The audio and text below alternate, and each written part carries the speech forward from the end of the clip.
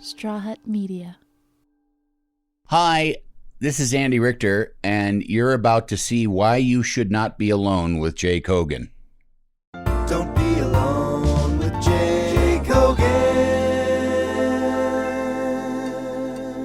Hi there. Welcome to Don't Be Alone with Jake Hogan, a show where I get really interesting, funny, smart people to come on and talk about my problems, and hopefully we all grow closer together. I'm your host, Jake Hogan. I am the most successful podcaster in the history of podcasting, so I'm sure you know who I am.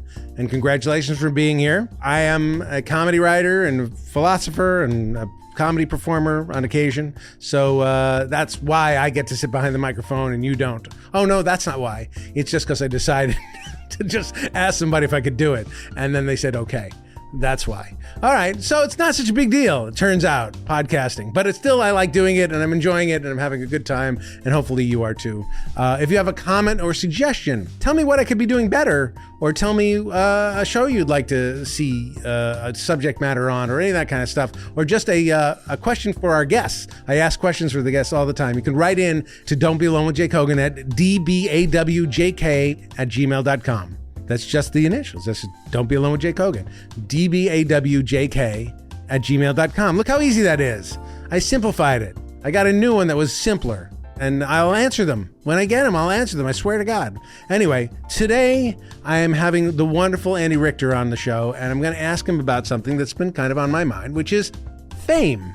Fame has become, oddly enough, a commodity. Fame was a commodity before, but now with TikTokers and people being famous for just being famous, it's an actual thing, and it has its own value and its own lifespan, and it's very strange. And I always want to know what a good level of fame is. Like, I don't want to have the kind of fame where I'm stuck in my house and I can never leave. Although if I was really famous, I would have a pretty nice house. So that might ease the pain a little bit. But, you know, to go out in the world and have people treat you nicely and say, I love you and you love your work, that would be pretty cool. And to be able to walk into a studio and say, do the Jake Hogan Project, and they say, we can't wait. We don't even want to know what it is. We just want the Jake Hogan Project. That'd be pretty cool too. Now, they say that being a writer, I'm a writer mostly, that branding yourself is an important thing. So being famous as a writer is now important. It used to not be important. Now it's important because you can get more work and get more things you want done creatively and get more money. And that money helps you buy that house that you'll never leave. So that's good too. Anyway, we're going to ask Andy all those things about it and about the pitfalls of it and the fact that it doesn't last. And some people pin a lot of hopes and dreams on it and all that kind of stuff. Andy's not one of them, but there are people who do. Anyway, I hope you enjoy the show, and please write in and say what you want and tell me what you think of the show at dbawjk@gmail.com. And now let's get on with the show. Don't be alone with Jake Hogan. Thank you for being here, Andy. Thank you for having me. I'm, as always, I'm a fan of your work as a comedy genius. Oh, stop. You come from the world of improv, which I come from too. So I highly respect your process of where you're. It's the best place to be from in comedy. I'm sorry. It just is. Yeah. It prepares you for anything. And you've been you've been started in your own TV shows many times, and you've had movies, and you've been Conan's sidekick for many years. Yes. You first came to my mind when you did the Real Life Brady Bunch in Chicago. Started there, right, yeah. With Soloway and that gang. Joey Soloway and Yes. Faith Soloway. Right. And I don't say the first names anymore. I just say Soloway because it might shift. it might shift. Yeah. No, but Joey is a very, very talented person. And what has been remarkable, not remarkable about you, because I know a lot of people in show business who are very nice, but you're just a very nice guy. You're down to earth. You have sort of the thing of being a performer who is recognized, but also walking through the world like you're a guy. Yeah. And that's fascinating to me. And one of the things I wanted to discuss, or the thing I wanted to discuss with you, is about fame. Yeah. Because fame has changed over the course of the last 30 years. About, not that fame hasn't changed, but the meaning of fame. Our kids see fame as a commodity much more, I think, than we did because Right. of TikTok or whatever. And it's very accessible to them. Right. And you can be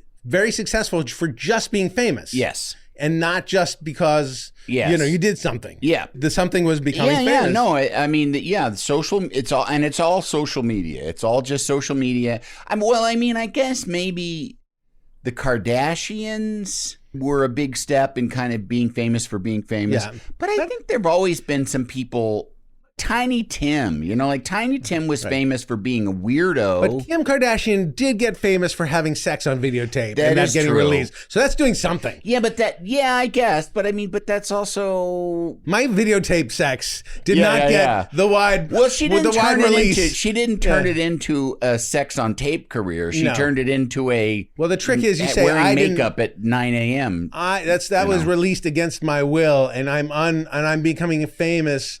Against my will, even though maybe it was her mom who released it, and we don't know what happened. But it's like that's Paris Hilton, all that stuff. Like they're famous for that being victims, right, and then turning that into a career. It's different now because they had to sell videotapes, right? Whereas now it just goes out, right. It just goes out, and I mean, and I think these kids are also seeing. The chew you up and spit you out process has been very. It's like it can happen. There's some young girl from Canada who was like a clout chaser, and would say like I have all this money, and she'd be with fancy cars, and then just recently there was controversy because they said that she died. Oh. Yeah, and I can't remember her name, but I think she had like a hip hoppy kind of, like little Ingrid. little Q dog or something like right. that. Yeah. And then there's like some complicated custody thing between her mother and father. But like this kid, I don't know, she's maybe 16 or 17. Right. She's already been through this huge churn of like shit froth by the age of 16. Right. And that happens with a lot of these kids. But then at 17, she's ready for her second act. I guess. That big comeback. Yeah. And there's also this the social media thing of like these people that are famous, like incredibly famous, with like 11 to 14-year-olds. Every 11 to 14-year-old knows who they are, but no one else. Right. That's my big demographic here. 11 to 14-year-olds. They love me. I don't know what it is. Yeah. It's crazy. It's crazy. Well, look at you. Yeah. You said that's youth culture. Exactly. Completely. You come look at me and like I'm the Pied Piper of these kids going on. Yeah, parents are a little upset at me, but it's cool. I can handle the heat for you kids because I love you. Right. And also that's good for business if the parents are, if they don't want it. Yeah. How to piss off the parents. That's a huge business, by the way. Yeah. If you can make, you're probably bad at this too. I think there's nothing my kid could do that would scare the shit out of me, probably. I'm in the same. Yeah. Bad lifestyle stuff, maybe, but there's not a record they could have put on where it's like, 9 Inch Nails, like, I'm going to fuck you like an animal, which is completely designed to scare your parents. Right. And he put that on, I would go like, 9 Inch Nails, I get it. My son is pierced and tattooed, and my daughter is pierced and probably on her way to being tattooed. Right. For all I know, there's one there. Right.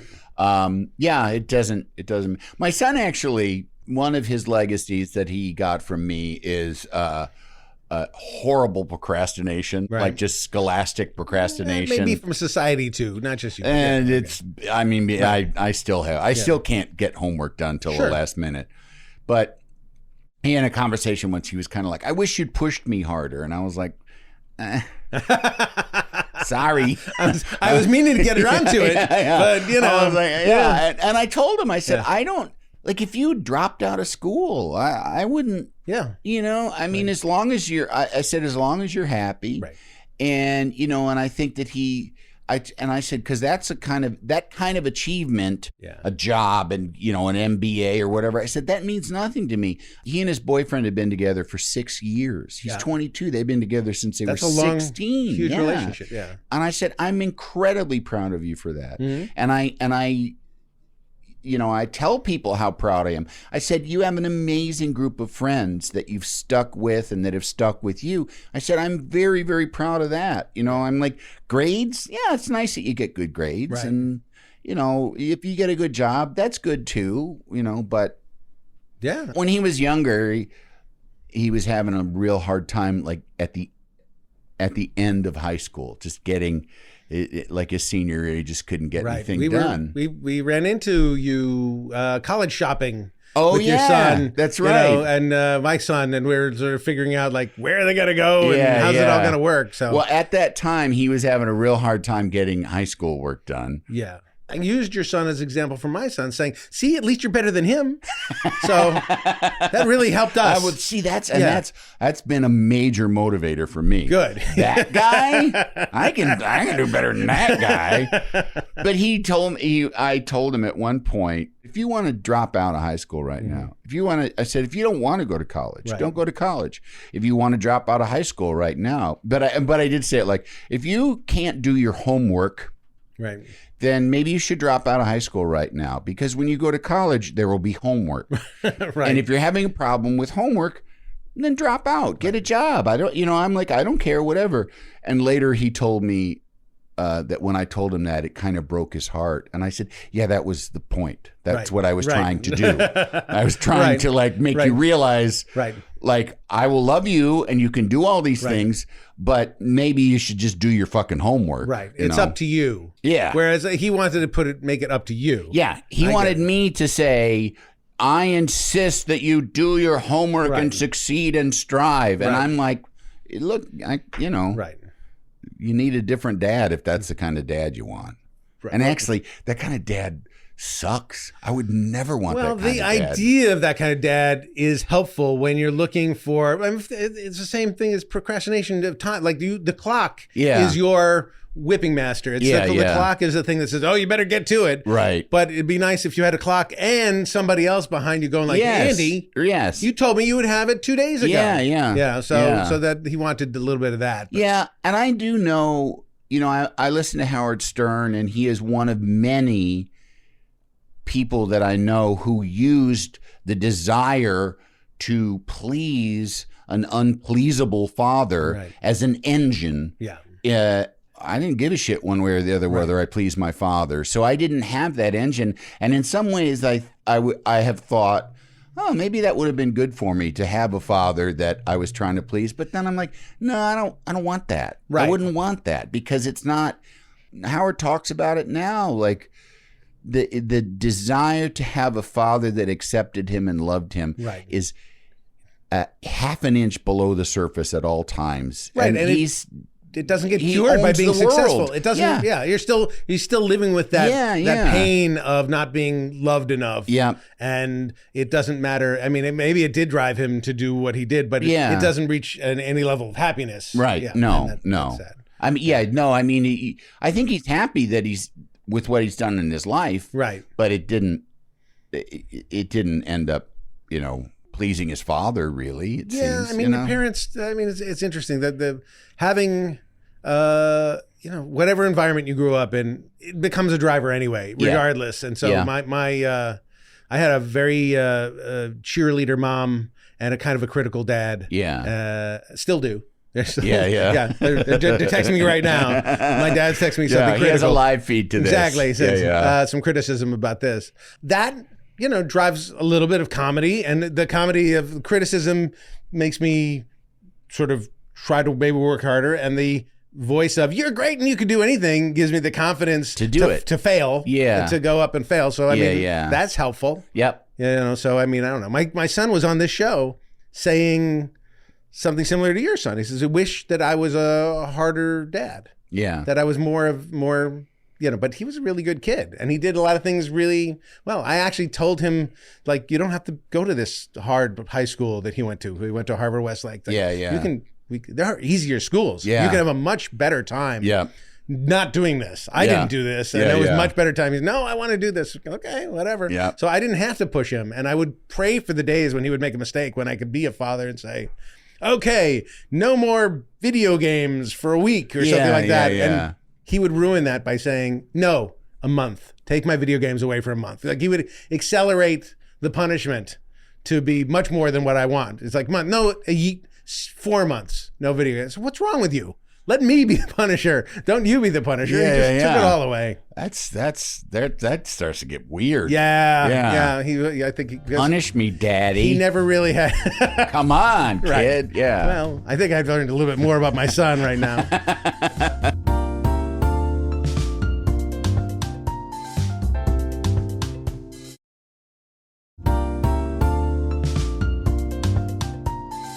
Back to fame, because I'm Yes, now that's what we're here to talk about. This is now the most listened to podcast in the world. I'm not if you're aware of that. What? It's very, very. I am out of touch. This is very, very successful. So clearly, when I walk through the streets, people will be recognizing me mostly from the YouTube broadcast where they can see my face, Sure. not just the Right, Spotify right. thing. And and I've been around fame my whole life. My father was a TV comedy writer. And I've seen people be famous and then not be famous. But being famous has its advantages. People know you. They treat you better. Yes. They, you can get nicer reservations, places, things. But then it's also, I was around Mike Myers when he wanted to go to the movies. And at the height of being Mike Myers, it was not possible. It was very difficult for him. Yes. He really wanted to be just a guy who could go to the movies. Yeah, And it was really hard for him to walk out and go to the movies. And that amount of fame seems problematic. Yes. And so, how do you traverse even at the height of Conan, what was it hard for you to go out? I mean, how did you always seem to sort of manage just being a regular guy. Well, there were, and it's not so much anymore that it's a problem. Although now, I mean, I am newly remarried, Right. and there are some times where there will be gatherings of my wife's. By the way, I'm glad you divorced your wife first before you got married again. I did. As opposed to did. just getting married. No. Smart. I was on a Reddit thread first before I A lot of made the people choice. made that mistake. I was like, hold on, wait a minute.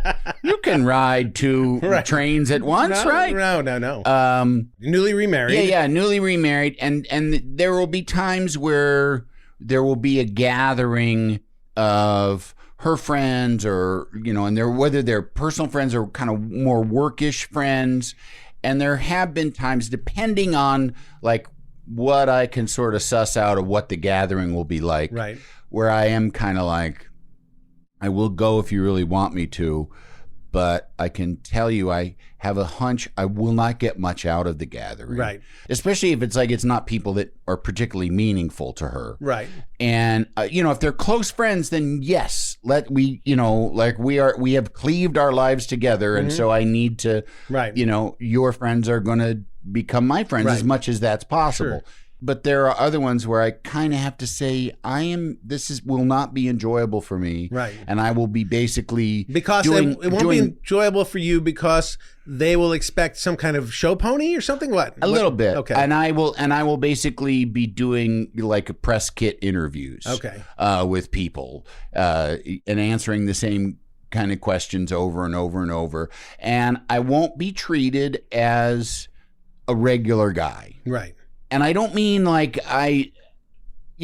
people are very nice and it's always nice to be appreciated. And that's one of the best things about my life and my particular brand of fame is it mostly involves people coming up and telling me lovely things about how much they like the stuff that I've done and the things that I've been a part of and what they've meant to them. Right. Especially now, with the Conan show being on for so many years and being what it was and I've always said, the Conan show is to young comedy people what my shows went before I was a young comedy person. The SCTVs right. and the SNLs and those Monty Python, right. Those really formative shows that were so special to me and made me kind of realize I could do this for a living and that I should be doing this for a living, right. even before I knew that I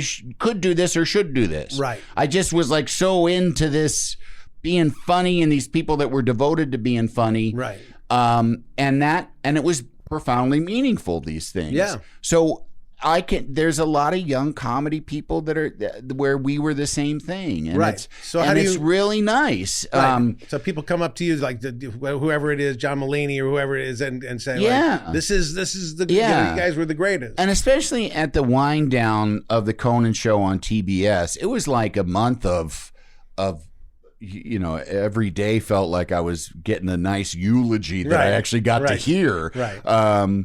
And it was really beautiful and really nice. By the way, I've written your actual eulogy. So Have if you really you? want to hear it, yes, it's Well, not. I'll watch it on YouTube. It's not all complimentary. I'm just going to start with that. Well, I wouldn't have it any other way.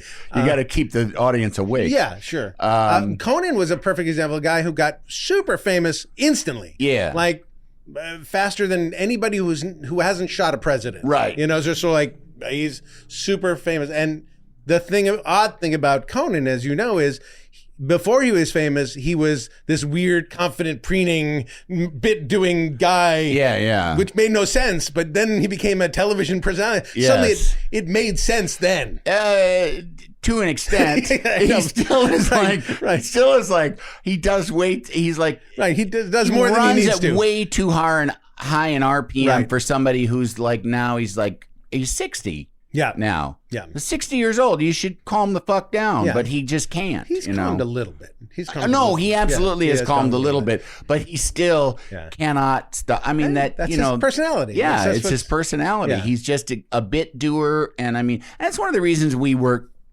together Right. well was because he runs at this high RPM and Right. I run at a much lower RPM. Right. And But you're also, because of improv and who you are, you're willing to go with the bit. You're willing to Yes. and what's going on all and the him time. too. Yeah. That's good. But back to like the level of fame when it was like say at its peak or something. To me, it was usually just situational. It was like I learned I couldn't go to bars where lots of young people would Right. be. Like then that would just get kind of, and it wasn't even like I couldn't go in because I would get swamped. It would just be that I'd be sitting with friends and people would just, like especially with alcohol Right. introduced to Right. the situation, a lot of come over and have a drink with me Right. and my friends, and me Right. saying, well, I'm here with people already. Right. Nah, come on. Right. Just sort of not taking no for an answer. And it all comes out of affection and love. Of course. It all comes out of like, they see me on TV and they see that I like that guy. I like his vibe. He seems approachable. He seems nice, which is all true, Right. but not as true as it would seem on TV. Also, and this is not a small thing, there are some crazy fucking people out Yes. there. And that's a real problem. Yes. And so like I'm And like, you don't know the difference. It's hard to tell the difference. yeah. And sometimes when you're talking to somebody, it takes it, you think you're having a nice interaction. And then a few minutes in, you're like, oh, wait, you're fucking nuts. Right, You're right. really deeply crazy. Okay. So that like I've been like walking down the street with Lisa Kudrow comes to mind. She's an old friend of mine. Yeah. Went to junior high school with her. Wow. And so but she's much more of a friend of my wife than me. Yeah. So she helped introduce us. But we were walking down the street after coming to a movie, and there's people come up to her, Lisa, let me take a photo of you. It's like in a partially aggressive way. Yeah. Yeah. And my instinct at that point is to become the bodyguard and say, no, we're busy. We're thinking like we have to go. We're like Yeah. I want to be easy to be the bad guy or whatever it is. Like she cannot talk to you right now. Yeah. That kind of thing. And sometimes I get it right and sometimes I get it wrong, but that's 100% my instinct. Yes. Is to sort of put the blockade because I'm worried for the safety Yes. of Lisa. Yeah. Yeah. And or Mike Myers in any particular case. Or something. Right, right. And I don't know the difference. I don't know when, you greet people and when you just like, I gotta go. Yeah. You kind of got to navigate it, and I always try to be nice because I cannot bear the psychic burden of being a prick. Right. I can't.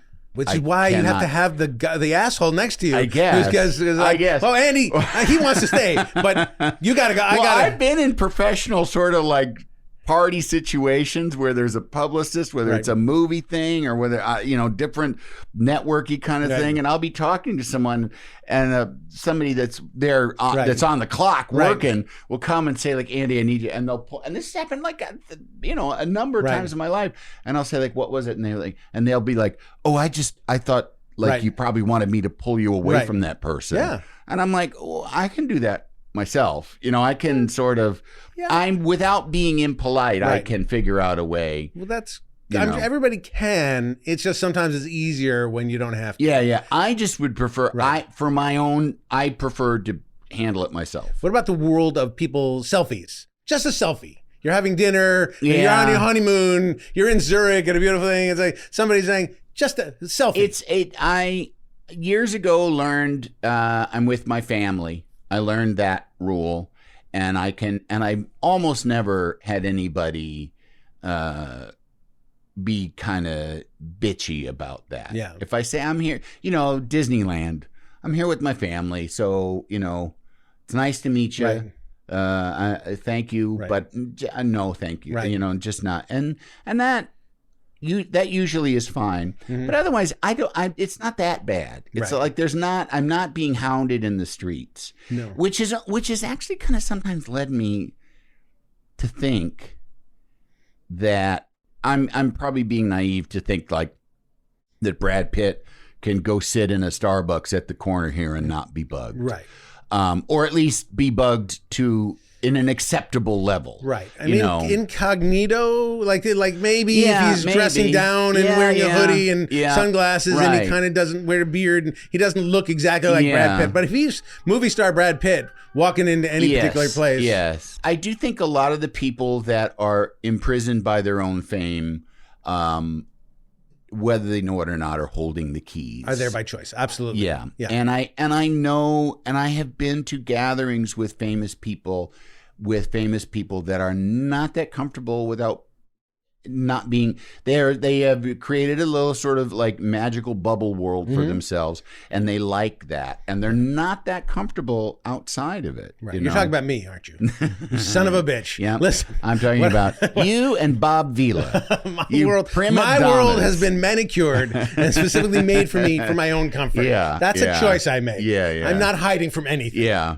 No, I know exactly what you mean. There are times when I think I'm with somebody who is not that famous and is sort of like, kids in the hall level fame. Like we can go out, we can go to the movies. Yeah. I'm not talking about any specific kid in the hall. Specifically, I understand, but just in general, there may be another Canadian sketch. Yeah, exactly. Some other Canadian sketch group that you might be thinking of. Sure. But it's interesting that some people use it as an excuse to stay home or to not interact or to at least even pump themselves up and say my career is going in a much larger direction than it actually is. Right. Yeah. If something really popped for me tomorrow, and I became much, much more well known, was on something very, I get hired on a really big hit show.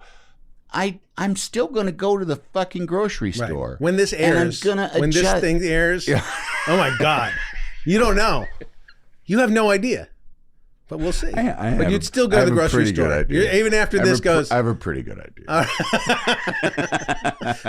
You'd go, just live a life. Because living a normal life, or living a life, there's no such thing as a normal life exactly, but living a life is the more important thing. Yes. Yeah, absolutely. Although I will say, one of the most kind of telling examples that worked counter to my, you hold the keys to your own cage kind of theory is seeing Will Ferrell's progress through life up close, as a friend, as a coworker on a number of occasions, and getting to a certain point where we would be out and he would kind of be a little bit brusque with people, and I would have this feeling of like, oh no, he's kind of becoming a dick. And then spending more time with him and realizing, no, that's survival. Right. That's survival, Right. because there was one when we were working on the movie Semi-Pro, Mm-hmm. the basketball movie, the basketball Sure. movie. Yeah, the only one. Right. But we were shooting in Michigan, and then we were staying in a nice suburb of Detroit. Mm-hmm.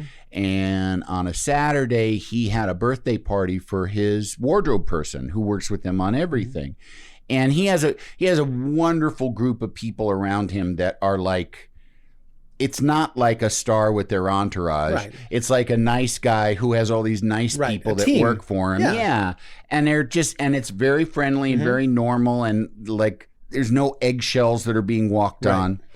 And so he had a big birthday, dinner or brunch kind of lunchy thing for Right. her. And a bunch of his friends were in town, like he had a bunch of old friends Right. from, pre-fame, and the amount of interruptions to that meal, just jaw-dropping, Right. shameless fucking interruptions to that meal, Yeah. just shocking, just Yeah. absolutely shocking. Just downright rudeness, but it's rudeness fueled by, oh my God, I love you so much. Right. And And I think that there's a performer audience relationship that people have that that person, I'm a fan. Yeah. They perform for me. Yeah, yeah. We have this relationship. And even though it's a one-sided relationship Yes, for the most yes. part, it doesn't feel like a one-sided relationship. It feels like, I know that guy. He's great. He's funny. And Yeah. I'm sure if he saw me, he'd love it just as yeah, much. yeah.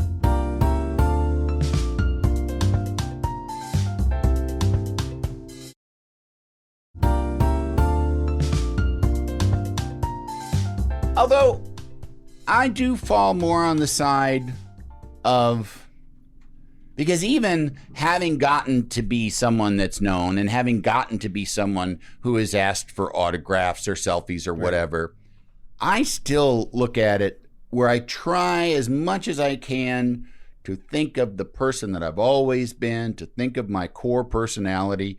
And if I saw somebody that I was like, holy shit, it's that guy, the guy I fucking love and that's so great. If I saw that guy, I've never asked for an autograph Right. for myself in my life. I've asked for autographs for like my brother Right. or my kids, or, and even then it's kind of like, I Did don't know Conan if say they it's even- okay? No. No, yeah. I just know. He will not do it. It's the paychecks. I just would take the pay. I'd give canceled paychecks. Sure. Yeah. I still think there's a component of selfishness to, holy shit, there's so and so that I love. I'm gonna go interrupt his dinner. I saw him, and I'm not gonna like. Yeah. There's no calculation. Right. There's no sort of like, how do I time this? It's just like, there is yum yum, Right. and here comes the big open mouth Yeah. to swallow the yum yum. Yeah.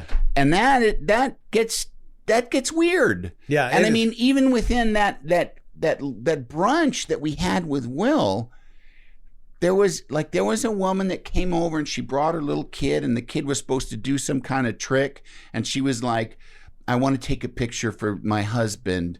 And she the first time insinuated that he was overseas, like in Iraq or Right. somewhere. Right. And he was military. Right. And she came back 3 times Oh, because the geez. kid didn't do the trick right. Okay. And the third time, He went back to rehearse. and he kind of just was chatting her a little bit because first of all, when she pulled the veteran card, Right. he's like, okay. Then the second time he kind of realized, she's like, oh, is he in Afghanistan now? No, he's not now. And then he finds out by the end he's not even in the service anymore, right. And that she obviously used that as a knowing that there are hurdles, Right. And she said, you know what? She had an arsenal. She You know had what? a kid who did tricks. Yeah. She had a veteran husband. She's like, you know what? And takes maybe cancer. Yeah. And maybe. But she made a calculation that he might say no, but not if I use this card and not if I use that card. And God bless Will. The time that it came around and she did get he was wearing a baseball cap, and the kid did the trick. He ducked his head. So she got a picture of like Will Ferrell's, hat brim. Right.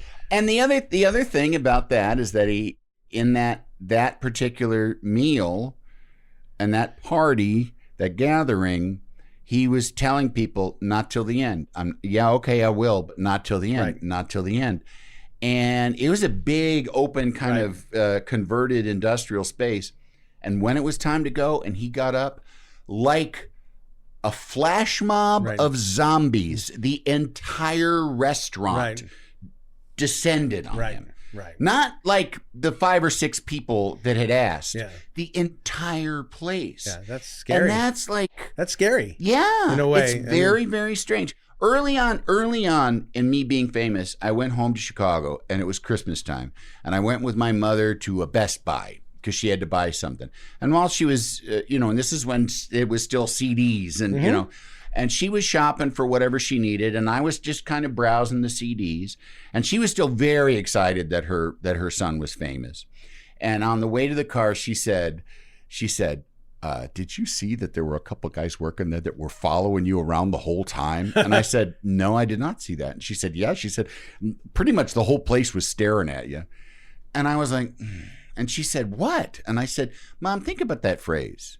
The whole place was staring at you. And I was unaware that the whole place was staring at you. Right. I know why, but I still am an animal that is reacting to everyone is fucking staring at me. Right.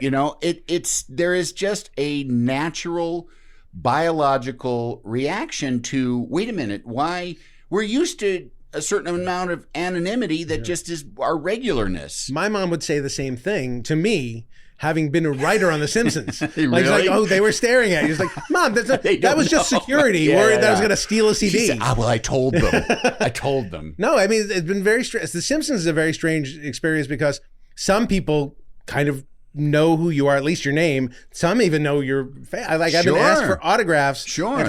I was asked for an autograph. Like, okay, and I signed an autograph of a script that somebody had for me that I had written that they knew I was going to be at a place. And then the person next to them said, can I have your autograph? I said, okay, do you know who I am? No, you won't want this. I promise you, this autograph will mean nothing to you. And Conan they wanted it anyway. Conan had a great thing happen. It was he went to tape something for the show. It was kind of early in the late night days, early 90s. And it was at the Rock and Roll Hall of Fame. We went for some induction, Rock and Roll Hall of Fame, big thing. And he was in a group of people signing autographs, and he said he got the sense definitely that people were just shoving, like didn't really, because at that point, we were on late, and it wasn't the same world, and shoving things, and he taped all day, taped a bunch of stuff, all the crowds left, and walking through the parking lot, he saw a piece of paper with his autograph. Like somebody obviously went, oh, who's what? that? Yeah, fuck that. Exactly. Toss that to the side. Fair. Yeah, but that's fair. But that's also humbling. And the other thing is, when I was a kid, there were these autographed dolls. Yeah. That you could have, and I had an autographed doll that I had autographs from people that I guess from my parents' world or whatever. Yeah. And then I couldn't. Years later, I found it. I couldn't read the autographs, and even the ones I could, what is it? The doll aspect of it? Like, I guess I was a kid, and like there was a pen attached to Snoopy, and you could take the pen out and you could write it. Oh, it's just Snoopy. Oh, it was like on a Snoopy or something. Yeah, so yeah. it's white, so you just sign on the white, and it was sort of like Lyle Wagner, and Ruth Buzzy. Like there are people famous in their day, but like. Doesn't mean a lot to me when I was 6. Not a lot even then, but now much less. Fame comes and fame goes. You can be that 16-year-old Canadian girl who's hip for a year and then it disappears. And then the value of it seems to be the ability to cash in some way. Use your fame to do something creative, to make some money, to do some good in the world, have a nice life, have a nice life, or just have a nice life, So I think like, well, cash in on it when you can. If it happened to me, if suddenly they said, I guess I would try to cash in on it in those ways if I could when I can, because I also know that it disappears. And I think the cycle is much faster these days. I just had the thought.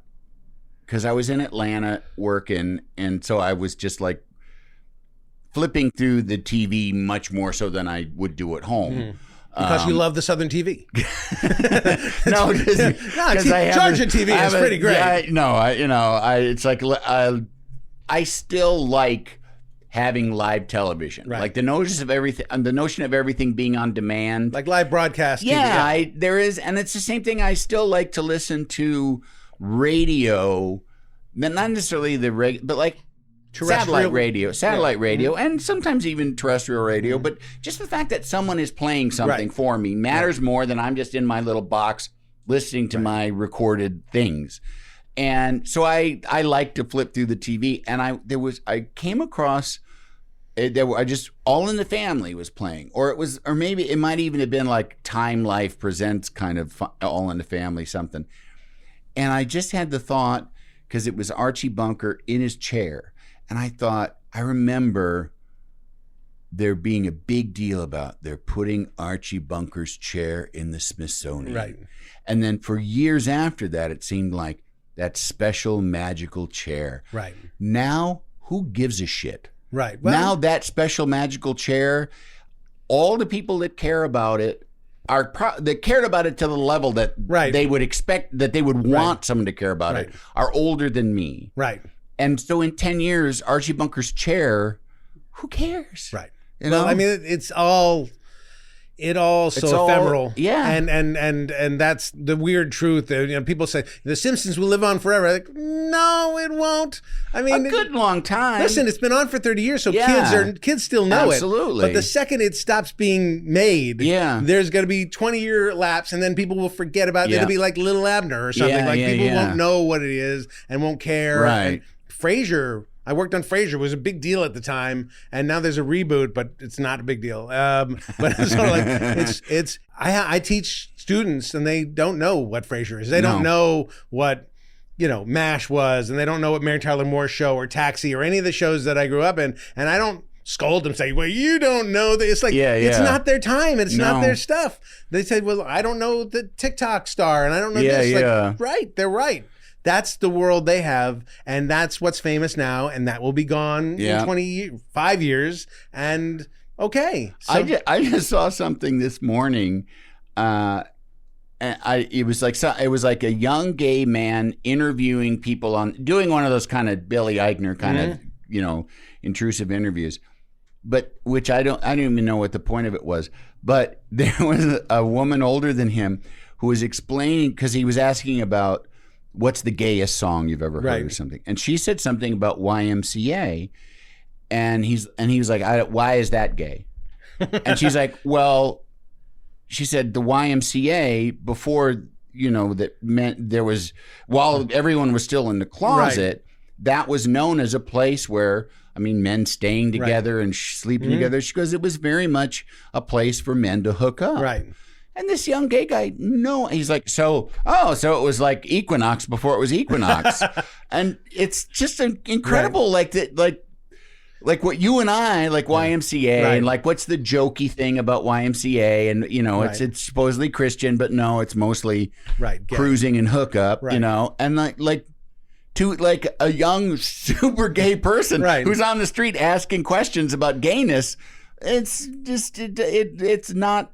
It's ever hard. Crossed his radar. That stuff is always a little painful, because it's sort of like that just is another brick on the mortality wall, and just like, okay, then I am older, and the older I get, the closer to death I am. So it's very sad and constant. The constant. Oh, constant. Yeah. But it's okay. Yeah. No, it's profound. It's like so much of life is these profound realizations that people have been having for eternity. Right. Like, this really profound thing just occurred to me, as it has for eons. Right. It's the process of living and dying. I guess, I mean, some things you'd think, like, I still think the Jack Benny show is fantastic. Yeah. And it was well before my time. Yeah. And when I discovered it, I go, okay, this is exactly how TV or sort of TV show, radio show should be. It is much, much funnier than its peers, than its contemporary peers. And I still think it's really smart and really good and really fun and all that kind of stuff. And so I would say I'm always interested if, and I played it for my son, Yeah. who's 22 now, and what I played for him when he was 16. This is good. He liked it. Yeah. He could get it. I always wonder how long. It'll last. Well, that it will just make sense. Yeah. That it makes sense that that's what this thing is. That you can even understand it. I showed the Marx Brothers to my son, and he didn't give a shit. It's slow, black and white, weird. Well, comedy's has the shortest shelf life of any entertainment. Yeah. I don't know why. It's just probably something with brain chemistry. It's what's fashion. funny now. Yeah. But like what makes you cry? You know, what makes you feel, lonely? Right. What makes you feel, like a profound sadness about the ennui of the human existence. That lasts for centuries. But what's funny? Right. That's 10 minutes. And then you're on to something else that's funny. Yeah, because the rhythms change and styles change. References are changed. Absolutely. But that's one of the things about Jack Benny is it's not reference based, it's character based. And character based stuff, which is what brings us back to improv. And it's wordplay. Yeah. But it brings us back to improv. If you create a situation between two people, a boss and employee, a boyfriend and a girlfriend, those things, they travel the test of time. Yes. That's not a bad thing. If you're doing a parody of a song from 1983, that has a very limited shelf life. Right. And I also find that, and I don't know if this is true for you, that the speed of things, has just gotten faster and faster and faster and faster. Yeah. And so people don't have the patience for the Marx Brothers, which were at the time the fastest thing in the world. I don't have the patience for those things anymore. Yeah. I remember showing my kids SCTV and feeling like, good Lord, this takes forever. Like these sketches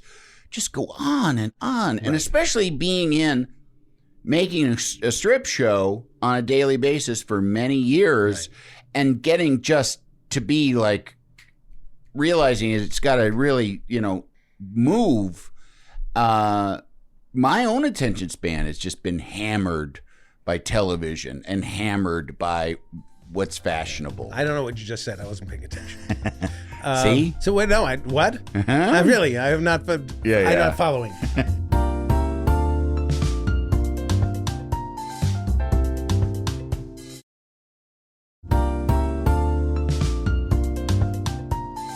What have you shown your kids that kind of stands the test of time? Caddyshack.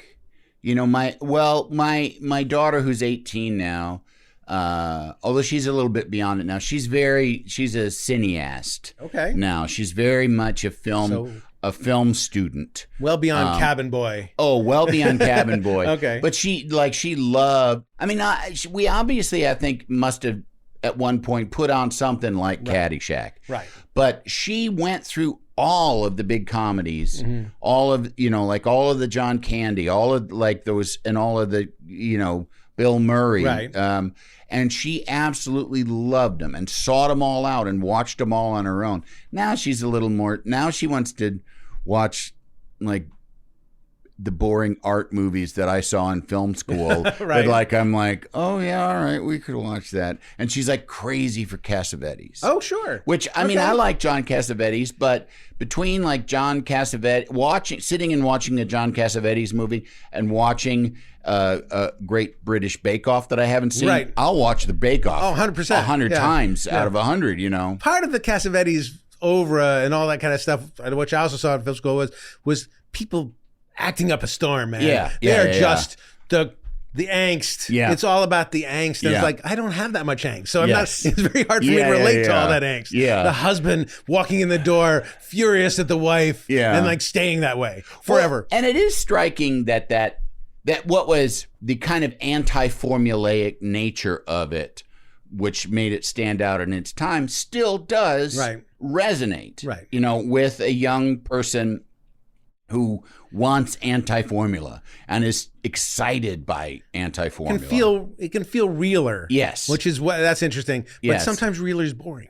It sure is. Sometimes real life is a little boring. Yeah. So that's a problem. But I don't know. It's fascinating to see what my kids, my son wants to be a singer-songwriter, and he really doesn't want to be famous. He doesn't want to be like the front man of a thing, but his job will require him to somehow become famous. Yeah. To succeed, Right. he will have to be the lead singer of this thing. And he said like he's got a great voice, he's very talented to sing, but he's like wishes that he could just put somebody in his place to do the thing. And like, you can't. Well, I mean, you can in that person will then become rich and powerful and make all decisions, and you'll be on the side. Like, but I mean, you can create an avatar, I mean, like Damon Albarn of Blur had gorillas, right? And they were sort of animated characters, and they would tour and stuff, but it was, and Banksy. No one knows who Banksy is. Banksy is either a collective, or it might be like people say it. Ryan Are is you Banksy? Ryan is a little bit. Ryan is Banksy. Wow, it doesn't seem like a very good use That's what of he's your doing time behind the curtain to be back there recording this. Right. No, you can be. Like they say Banksy might be a member of Massive Attack too. Right. And so I think you can. Maybe, but if you're selling. You do need an animated gorilla or something else to make a thing. And I think it's really, once you're in Blur, it's easier to do that than if you're a guy singing open mic nights. And a thing like, wait for me, my animated thing, and let me put up the screen. So I don't know. It's hard to sort of run the test of the gauntlet of music. And even then, music's a stupid career. Like, I'm trying to tell him, like, why? That's, but it makes him happy, and he's really good at it. Right. So and also too, you got till, I don't know, you pick an age, but I'd say at least until 30 to just kind of. Well, that's what I'm telling you. Mess around, make and do what huge you want. mistakes, until a certain time, and then it counts. And then just kind of, and even then, if you're happy, if you're happy, kind of just doing your own thing. I mean, if you're happy being a poet in the woods, and you've got enough money to keep the heat on, if that's good enough. The problem is that's usually not good enough. That's usually not enough. I mean, he would be more. He would be happier if people heard his music, which is at Charlie Kogan at Spotify or Amazon or any of those places. And people would listen to his music, and you should listen to his music. I think you'd like it. All right. But he'd be happy. But he also has to do something to get people to hear it, to break through the noise. And having fame breaks through the noise. Getting fame is how you broke through the noise. Like I suggested he join Hamas. Like, to him, like, there's not a lot of young singer-songwriters in Hamas right now. And so I don't know. I think it would get him a lot of attention. Right. And when there's Hamas is strangely popular. Very popular right now. It's weirdly popular. If you hashtag Hamas with his songs, it might get a lot of extra attention. There's actually. I see where bin Laden was coming from, kind of discussions online now. Right. Like, wow, what a world. What a world. It's very strange. Well, it's not a great time to be a Jewish guy right now. Not fantastic. Certainly So you hide your Jewishness very well. Well, listen, Richter. That is not a Jewish name. Richter, I mean, it can be a Jewish name, not. But it's not. In my case, it's not. Super Catholic. No. Protestant. Protestant. Okay. Protestant. Yeah, right. They were all Protestant. But it's German. German. Yeah. But a little bit of you pick a Northern European country, and I got a little bit of it in me. Yeah. I'm just white. I'm just a whole mixed bag of different flavors of white. I was sort of white. I guess I wasn't always, because I'm Jewish, so there must have been some Semitic dark person somewhere back there. The Sephardic, they're Spanish, so that could be it. I'm 99% whatever it is, the Russian, Jewish, Ukrainian, Ashkenazi. And 1%, I don't know what, it's like 1% question mark. So I don't know what that is. Exactly. That could be. So I don't know what that is. But all right. So before we move on, we're going to move on because it's been a long podcast. You've been talking, and I've been interested so much. I've let the clock go. Who knew? Oh boy. Banksy's got Another podcast. Nobody's coming got in here. to go through this and chop it up like crazy. He's got to write some new tunes for Massive Attack. Yeah. How much would your life change if today some people suddenly forgot about all the things you've done and you're just a guy who lives in Pasadena? I would be fucked. Yeah. I would be because I'm in show business, right? And right now is not like it's not as easy to be a 57-year-old funny white guy. What? Yeah, exactly. It's just not, Yeah. and I'm not complaining about that. Right. It's just the reality of it. I understand. And it's a combination of the whiteness, which is like, yes, diversity, absolutely. Right. This is how it happens. Right. This is how you get diversity, is by hiring more people that aren't white guys. Right. And there's also the 57 years old. Comedy is a young person's thing. It's a very... Why do you think? This is true. I hear it all the time. Yeah. I feel like we're just as funny as we were. So why is a comedy a young person's thing? Because the people that are consuming most of the comedy are younger people. Those are I don't know. I mean, I'm not an expert, but those younger dollars seem to be more valuable to them. Right. And there's an element of sex. There's an element of sex to it. Right. Like funny people that are just funny are great, but funny people that are funny and kind of pretty and desirable, they're, let's go, But isn't there something about comedy promotes the unfuckable? Like isn't there, it's not, we're not the sexy, don't have to be, and never traded on sexiness. But it helps. But, you know, is Will sexy or funny? Is Adam Sandler sexy? Conan, like all these people we're talking about, their funniness is their sexiness. In other words, the thing, if you're funny, you're kind of smart. If you're funny, you're a character. Somebody can see you. So that's kind of the thing. Like, it's the opposite. It's sort of like being funny is the road to getting laid, as opposed to being handsome. Right. Yeah.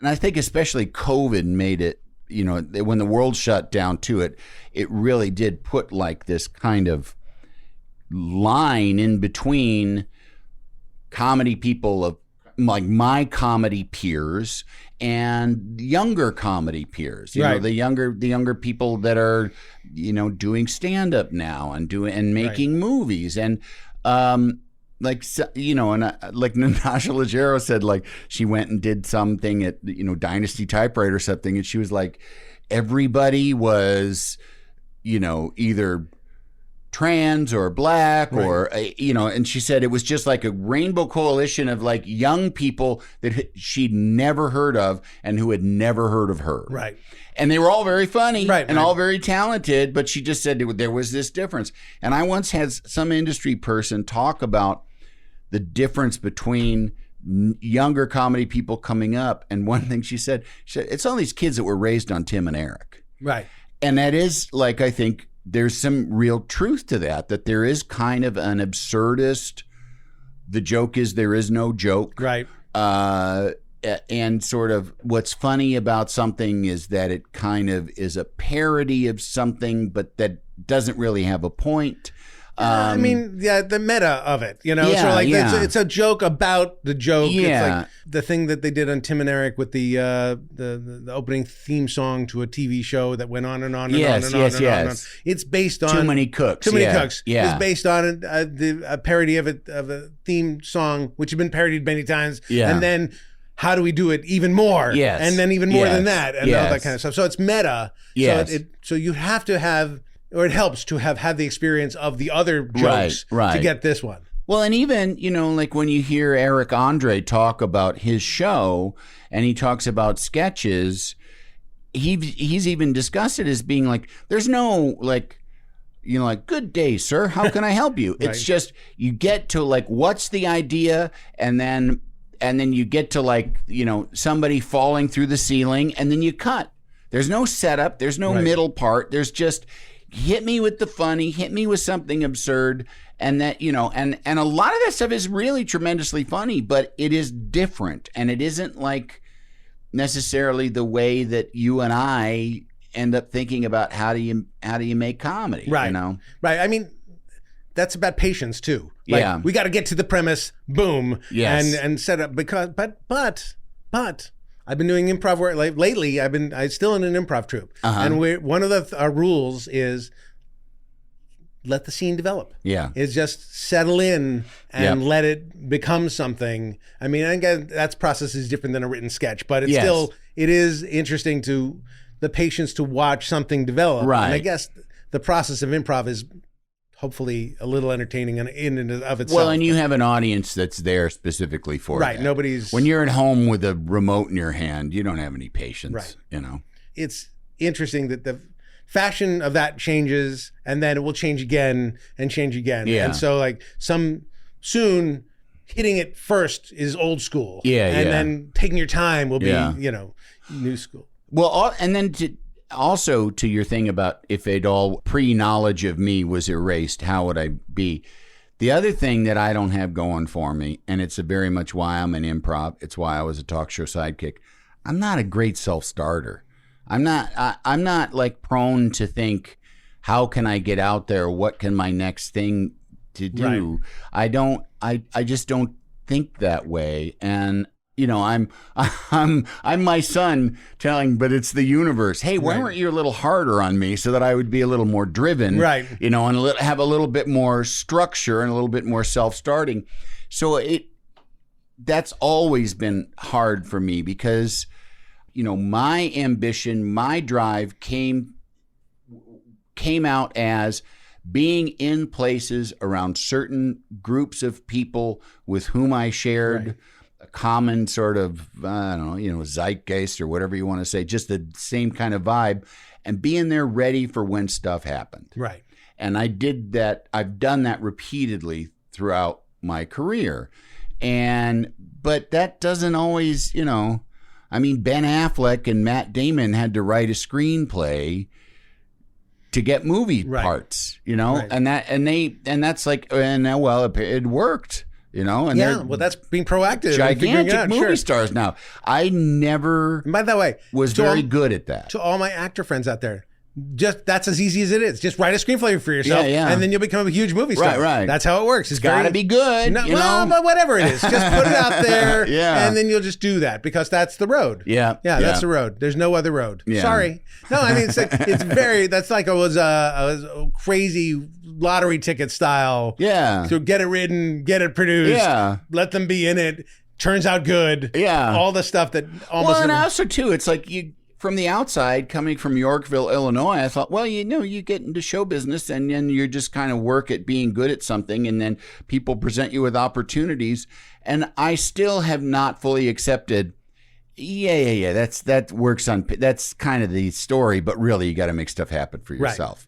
Right. I'm not that good at that. But I was listening to a podcast right now about predetermination. And how your frontal lobe, and how it's developed determines basically all the things that you do. So environmentally, it's the genes you're born with, the sort of the time you're born in, and the environment you're born in determine everything. So whether or not somebody with your frontal lobe would be able to do anything differently is really a question. Yeah. So I mean, science is giving us a huge excuse to be lazy. Incredibly lazy. Not my fault. I don't necessarily buy that either because I have changed. I have gotten better. It doesn't say you can't change. It says that change was predetermined. Change was predetermined because of the new environmental factors that you faced. Right. So you had to be who you were. And it's actually basically saying that the journey you took led you here, and that's nothing you could do about that. And it was all good because it brought you here. Yeah. Which I actually like. That's fine. You're off the hook, Dahmer. Kinda. Not his fault. Not your fault, Not his fault. Jeffrey. It's all good. You were just hungry.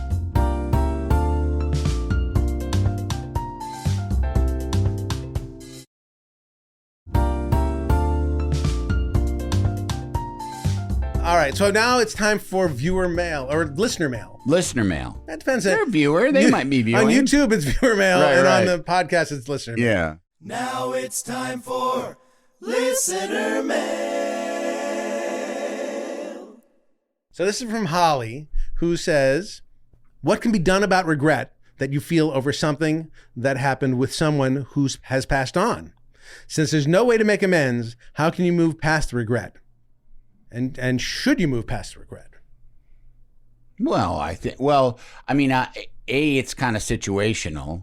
Right. And B, yeah, you got to move past. I mean, they're not coming back. Right. You know, it's like I have a 3.5-year-old now, and there's things like where you say, you know, don't do this. If you do this, you're not going to get to watch TV tonight. Right. And then you say, she's like, you know, later she's like, well, I'm ready to watch TV. And like, no, you can't watch TV. And I will say, remember this tomorrow and don't do this again. Right.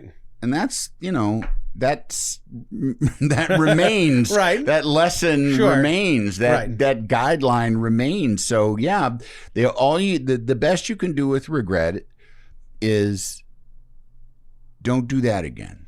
I would say to Holly that you should learn to forgive the person who's passed on and yourself. Yeah. If there's something that the lesson that happened doesn't have to be full of misery anymore. It can be something that you can incorporate into your life and find a way to be thankful it occurred, because then you will live your life moving forward with this new knowledge. Yeah. So at least it doesn't have to be this horrible thing hanging over your head. Yeah. You can, if you need to find a way, even with people who are passed on, to forgive and not forget, but forgive. Like I know this particular person, Holly. I do this thing called Philosophy Fridays on Twitter, and so she's writes in on Philosophy Fridays, and she had a bad relationship with her dad and felt unloved by her dad. Yeah. And so I would first say to her, you know, forgive your dad for not giving you enough love. Yes, he should have, but maybe he was incapable of it. Yeah. And he did what he could. And even if he didn't do what he could, it is what happened. And he lost out because he didn't have that experience of a loving relationship. You should, being alive now, take that lesson and make sure to tell people that you love them. Yeah. And show it when you can. Yeah. And maybe compensate in some ways to make your life more filled with love. Yeah. And let him be a negative example that you learn from. Exactly. Yeah. He's the TV you can't watch. Right. And although, you know what, I'm not exactly sure that the forgiveness thing is, because I haven't taught, my father and I are estranged, and we've been estranged for about 15 years. And I'm talking to him tonight. Do you want me to say anything? No. Okay, good. No, that's fine. All right. And the forgiveness notion of it, like, I wouldn't call it forgiveness. I would just, it's more of a resigned kind of thing. And I do think that he did things that, you know, that we all do kind of what we're capable of. Right.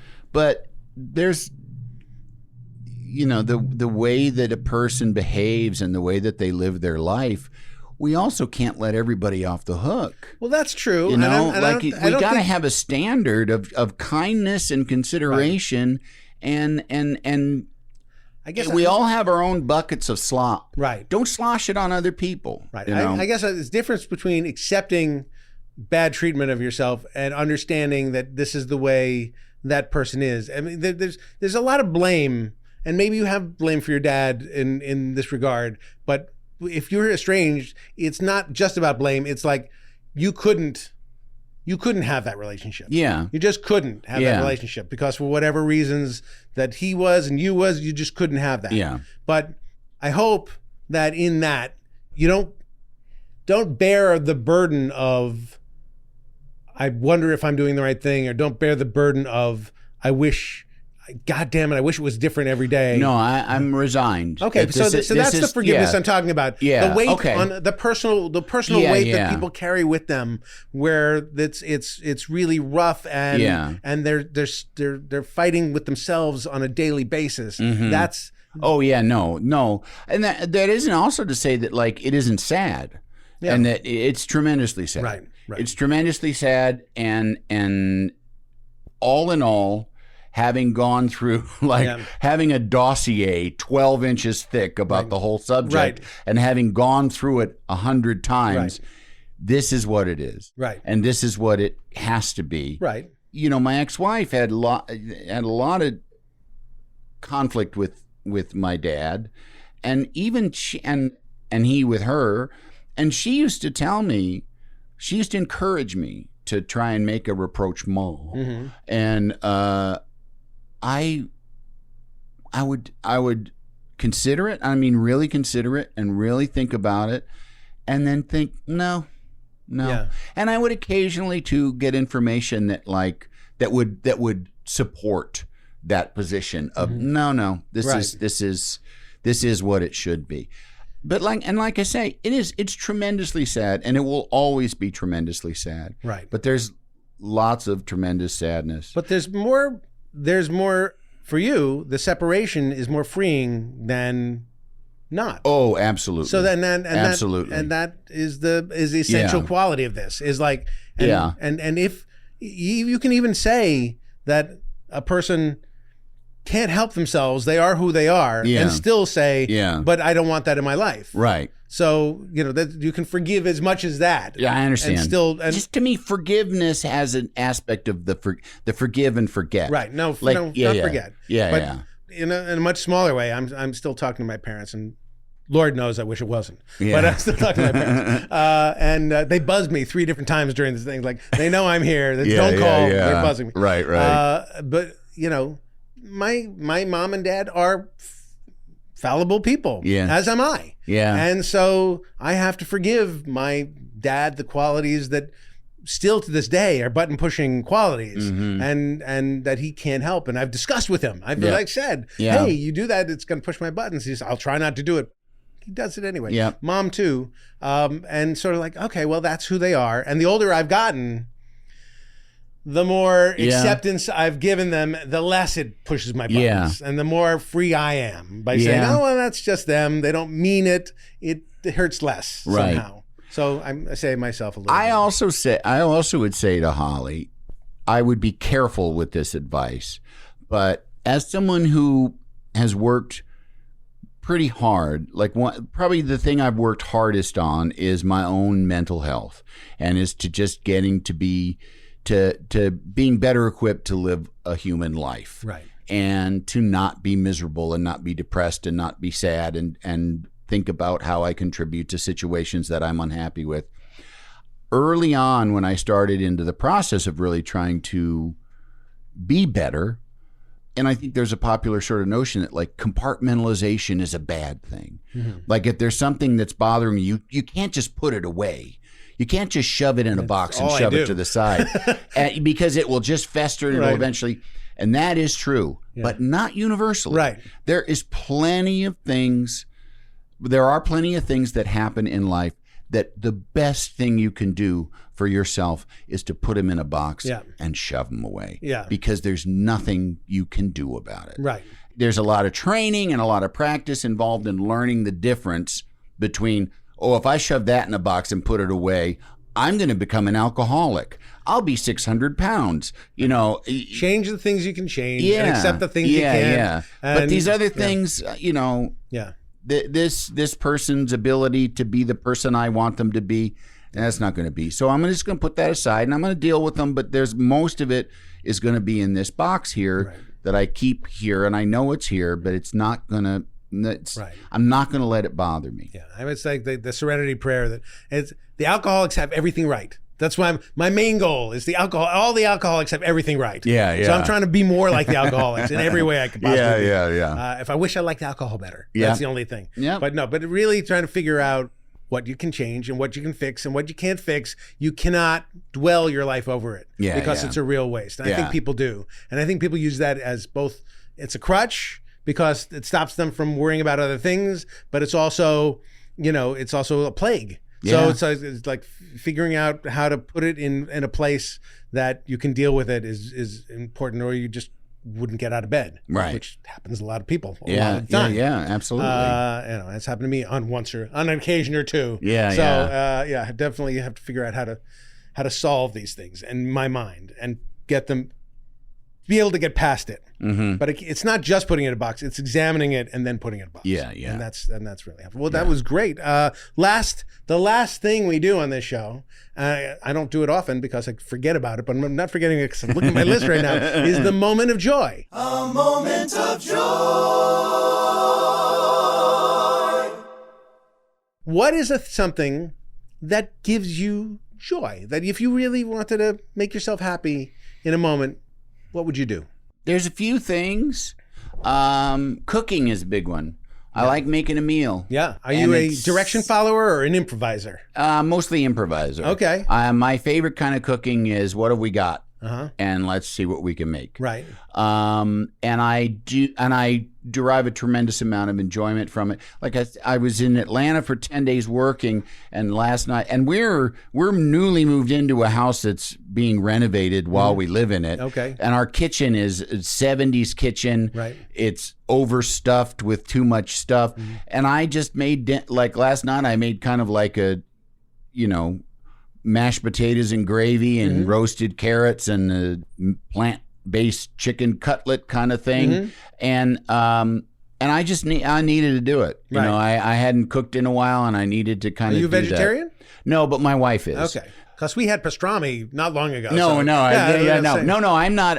I'm now I eat vegetarian a lot of the time, but I'm not. Well, that's nice that you cook devout. for a meal that you and your wife could share together. Yeah. No, and and us getting together was a challenge. Yeah. Because I was used to like, what big hunk of flesh is the center of the meal, and then I would build out from there. So I've had to do a lot of kind of rethinking about how I make stuff, and I do miss a lot of kind of the ritual of cooking big hunks of meat. Right. Or, boiling lots of little crustaceans or, One night if your wife is on a vacation or doing something, come over to my house, we will roast something. Absolutely. We'll roast an animal of some kind. I would love to. But cooking is that way. I find, for some reason, too, fishing. I love fishing. Oh, it's fascinating. And I'm not I wouldn't call myself a tremendously patient person, and I can be a very impatient person. I'm okay. It's all kind of situational. But the notion that I could stand and look at a string in water just all day knowing me, I would say that'll So never, what is it ever about work. that experience? Is it being in the outdoors? Is it the calm of the water? Is it the activity of fishing? What's holding you there? I much prefer being in a boat as opposed to standing on the shore of something. Right. But there's something very primal about pulling up a monster, and even most fish are kind of monstrous, right? Exactly. Even the kind of normalish fish are kind of sure. They're weird looking eyes creatures, are over here and I also too, I don't want, if I catch it, I want to eat it. Yeah. I think that there's just something primal about that, and like I say, I derive a tremendous amount of enjoyment from it. I'm very patient with it, and I hope to someday get where I can do that a lot. Have you done deep sea fishing and freshwater and lake fishing and all that? Okay. Yeah. All throughout my life, yeah. I don't fish very often, but I still really do love it. The other thing that can bring me joy is making television. Yeah. Is working, and I really have gotten to the point now where my main professional goal motto is put me in, coach. Right. I just want to be utilized. I have amassed, I have my whatever is Malcolm, the 10,000 hours. Yes, 10,000 hours. Yeah. I have my 10,000 hours of making television. Yes. I memorized Malcolm Gladwell's name for 10,000 hours, and then I got it. Now I got it. I was about to say McLaren, McDowell. It took me 10,000 hours to get it. Yeah, I have. I've got my 10,000 hours of making TV. Right. And I know how to, and I can help most television shows. Right. I'm not being arrogant. I know what I'm doing. Yeah. And I've started to, I'm starting to direct commercials through a company in Chicago, and I come to the conclusion that I really like just being on set and making stuff with fun people. Yeah. And the thing is even, it's important. Right. But because I don't want to make a crappy, dumb, boring, unfunny commercial. Sure. But I'll make a commercial. Sure. I don't, Right. yeah. What am I, Right. Taking something. Princess Di? Yeah, I can make a commercial, Well, she's not making commercials, so I you're know, not definitely shit. not Right, Princess Di. right. She was good. But her commercials when She she was live was yeah, great. yeah. Those big, those Michael Jackson Pepsi commercials she made. That was people don't know that. Yeah, it was her, yeah. But it was really since it was her idea to add fire to those. It was. But I agree with you that I can be on something and make it feel like I'm making it better, hopefully make it better, and feel like I'm a valuable part of that team. So I would agree that those things. Yeah. I'm fishing. My only problem with fishing, I've fished a bunch of times. I don't know anything about it. Yeah. Except I've done it. And, somebody's set me up with the hook and set me up with the bait and all that kind of, and then I had to pull a marlin out of the water, 100-pound marlin out of the water. And I pulled it out of the water and I felt like I was catching a human being. Yeah, I felt like I was catching a person. Right. And that felt horrible. Yeah. And it's struggling for its life and I'm ripping it out of the sea. Yeah. And then, then they pulled it on board. And in this particular case, it was catch and release. But they didn't release it. They just beat it to death with a club. Boy. And so I was like, oh. Where was this, in the Caribbean? No, it was in Cabo. In Cabo, Cabo. Well, did they feed it to somebody? Like, because there took it are home. people that They took it home. The guy took it home. It's like, we're gonna. I think they sold it. I truly don't mind if a fish is going to get eaten. It was going to get eaten. I have fished, like trophy fished and fished for fish that you can't keep, and I don't like it. I just feel like that's animal harassing. Right. Whereas, like I say, if you catch it and you eat it, that's a process. Yeah. That's there isn't much more of a natural process than a creature catching a creature and eating it and getting protein from it. It is how the human race has survived for all these years. And then also too, but I'm in no hurry to hunt. Like I don't the notion of a gun and and I grew up in the country. We had guns, shotguns, but I have there have been times, and I like trap shooting, skeet shooting. That's fun. I haven't done that in a long time. But I once it was for a Conan bit in Las Vegas. We went to a gun range and I fired a machine gun. Oh yeah. And that made me feel sick. Yeah. Because you just realize I know what this is for. Right. Exactly. That's for killing people. Yeah. No, thank you. No. That's the opposite of a moment of joy. Yeah. That's the moment of non-joy. Yeah, it sure is. Yeah, the whole thing about going to Las Vegas and shooting machine guns in the blazing 105-degree heat in the dirt and I've had many of a group of guys say, "Hey, let's do this." It's like, this sounds so unfun. Yeah. So unfun. Well, I wanted to experience it, because I'm an action movie fan, and I'm not even. I've shot guns. I'm not anxious to go to that place to shoot those machine guns. Yeah. It's fine. I can die without ever having to do that, and it's fine.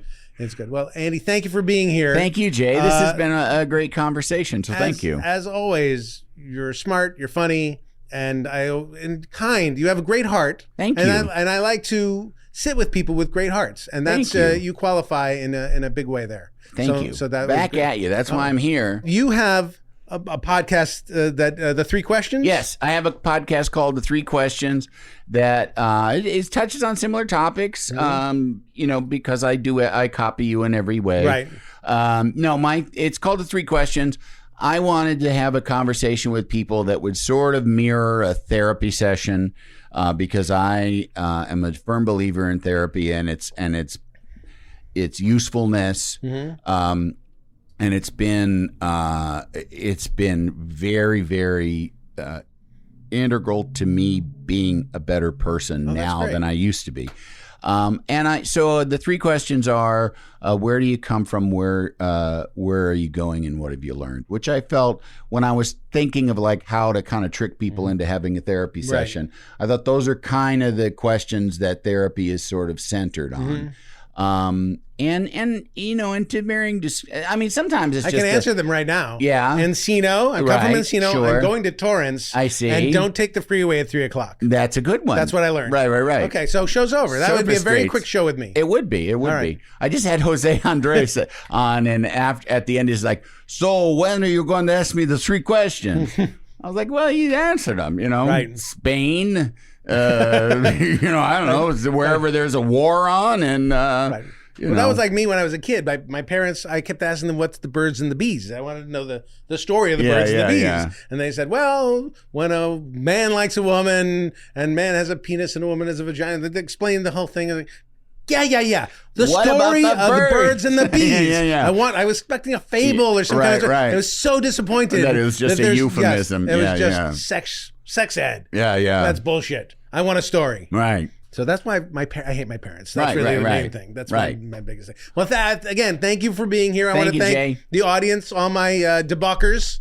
They're over there. I don't have a good nickname for Don't Be Alone with Jay Kogan-ers, so I call them debunkers. Okay. But it's not good. The Bejerkers. Don't Be Aloners. Hey, thank you, Aloners, for being here. It's sad. Coke Dogs. Coke Dogs. Thank you, Coke Dogs, for being here. Yeah. And thank you for J sharing. Nuts. J Nuts. Yeah. Because they're nuts about you. Okay. I don't know. Listen, you got to give me some time. I went straight to balls. I went straight to balls. Yeah. Oh, I don't want my people to All talk right, J Nuts. sure. All right. Jables. Jables. Yeah. So it's a goodbye. It's a thank you for Andy, because he's great being here. Thank you for listening, and thank you for sharing this time with us. And this is me saying it's a great big world out there. So don't be alone. Share something with somebody. Why don't you play some of your kids' music? Let's play it and go out. Here it is.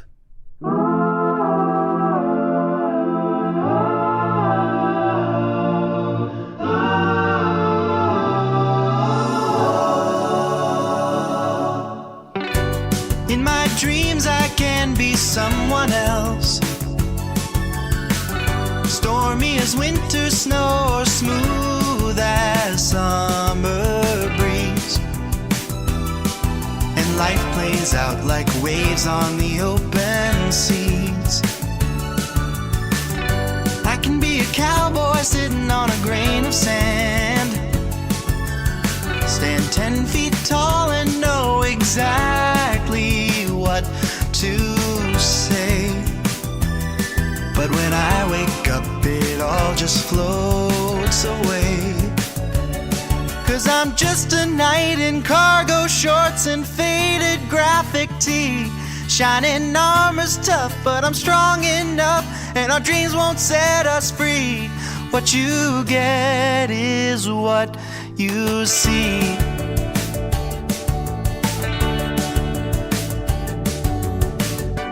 On our screens we can be someone else. We take our dreams and throw them up against the wall. And if something sticks, you'll wait for the world to call. You can believe a dream every now and then. You can follow a rainbow high across the sky. You may never leave the ground, but time will fly. But I'm just a knight in cargo shorts and faded graphic tee. Shining armor's tough, but I'm strong enough, and the truth will set us free. What you get is what you see. You may think you know, but possibility is nothing but a show. I'm just a knight in cargo shorts and faded graphic tee. Shining armor's tough, but I'm strong enough, and love will set us free. Oh, I'm just a knight in cargo shorts and faded graphic tee. Shining armor's tough, but I'm strong enough, and love will set us free. I'm just a knight in cargo shorts and faded graphic tee.